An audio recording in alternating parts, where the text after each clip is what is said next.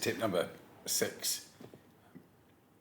Thanks for listening and thanks for signing into this. There will be occasions when there are people who are listening to you who may have particular needs. It's therefore very worthwhile, before you arrive at the church, before you meet the group you're going to speak to understand if that's the case. For example, if there's another language group present, are there interpreter facilities there?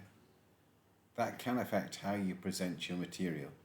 I find shorter sentences are probably most helpful for you and the interpreter. Speaking to the interpreter before you meet him or her is really helpful.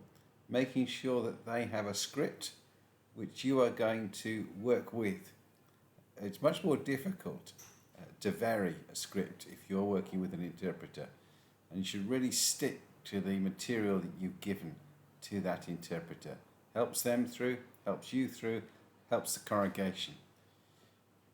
And it can be quite chancy to try humour in that situation. Humour can be appropriate in the context of a sermon, but can easily be misunderstood.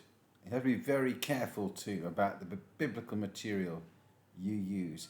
How will it be read in the context in which you find yourself? But also there may be people there who are hard of hearing. Is there a loop system? There may be people there who are visually impaired, people living with autism. Just being aware of that and what could help them. For example, many years ago I went to a hearing impairment course. They advised me that with my beard it made it quite difficult for people who may have a hearing loss to read my lips because they couldn't see my lips. So I shaved my beard off. It may be a small thing to me to manage, but it made a huge difference, I was told, to other people.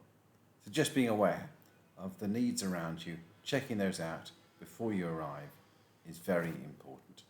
Tip number 6.